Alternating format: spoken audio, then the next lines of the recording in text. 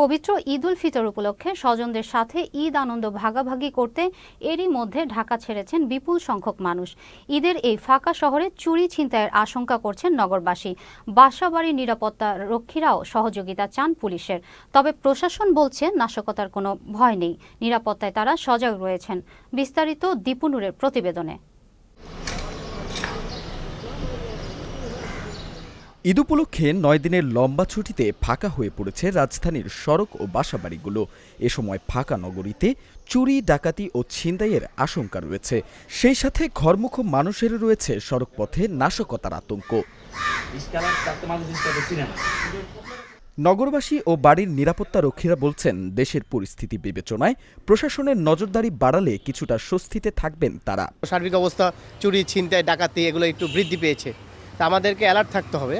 কিন্তু আমরা তো থাকবোই, তার পাশাপাশি হলো দেশের যে আইন শৃঙ্খলা বাহিনী, পুলিশ প্রশাসন যারা এখন বর্তমান দায়িত্ব পালন করবে, তারা যাতে বেশি অ্যাক্টিভ থাকে। আশঙ্কা তো একটু, দেশের পরিস্থিতি একটু খারাপ, তো একটু আশঙ্কা করছি যেন আমাদের কোনো খারাপ কিছু না হয়, কোনো খারাপ ধরনের কোনো ঝামেলা আমরা না পড়ি। প্রশাসন, আবারও বললাম, পুলিশ প্রশাসন বা সেনাবাহিনী, ওনারা যেন আমাদের যারা সাধারণ জনগণ আমাদেরকে যেন একটু সহযোগিতা করেন। এখন কিন্তু আমরা ঝুঁকির ভিতরে আছি, সবাই চুরি, ছিনতাই, এরপর রাস্তাঘাটে বের হওয়া যায় না। এবং কি বাসে যদি আমরা যাই, মাঝে মাঝে দেখি যে বাসের গ্লাস খোলা রাখলেও তারা লাফ দিয়ে আমাদের হাতে যদি মোবাইল থাকে, মোবাইল সব কিছু নিয়ে যাচ্ছে।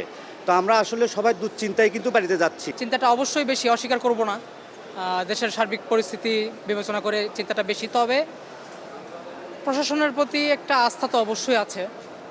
বর্তমান প্রশাসন এই ব্যাপারে কিছু একটা করবে, কিছু একটা ব্যবস্থা নিবে। এদিকে পুলিশ কর্মকর্তা বলছেন, সাধারণ মানুষের ঈদ আয়োজন নির্বিঘ্ন করতে ডিএমপি কর্তৃক বিশেষ ব্যবস্থা গ্রহণ করা হয়েছে।